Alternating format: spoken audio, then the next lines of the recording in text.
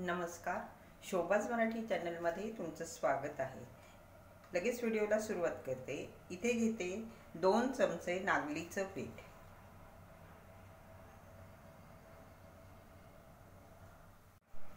यामध्ये टाकते 1 वाटी पाणी।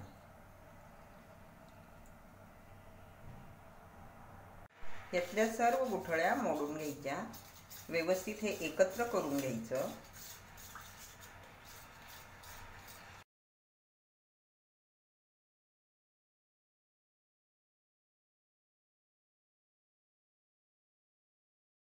अजून मी अर्धी वाटी पाणी टाकते।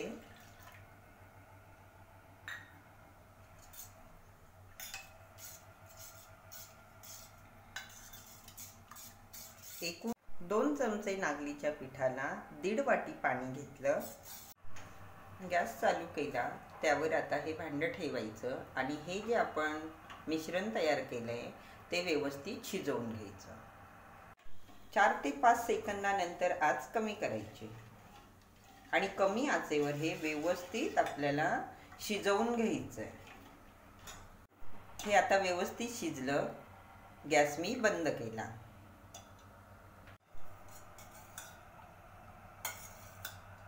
मिश्रण आता गार झालं, ते मी ह्या जारमध्ये टाकते। अगदी थंड होऊ द्यायचं, कोमट पण घेऊ नका।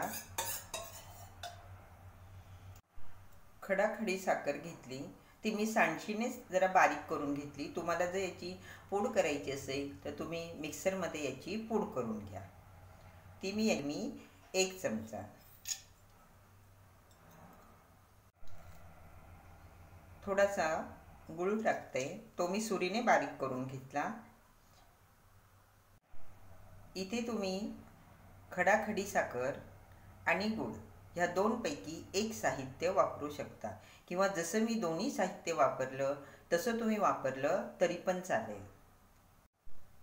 3 ते 4 बदाम मी 5-6 तास पाण्यात भिजत घातले, त्याची सालं काढून घेतली, ते आता यामध्ये टाकायचं।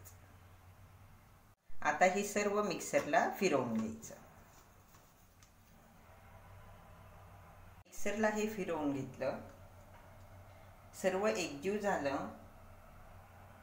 पाऊण वाटी माठातलं पाणी टाकते। इथे जर तुम्हाला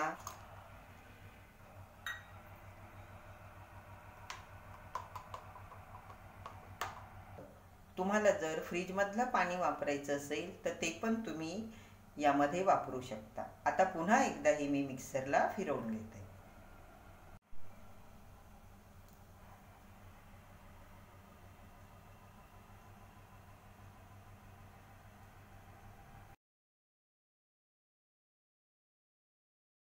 पोटाला थंडावा देणारं नागलीच्या पिठाचं दूध तयार झालं। रेसिपी आवडली तर लाईक नक्की करा, आठवणीने चॅनल सबस्क्राईब करा। धन्यवाद।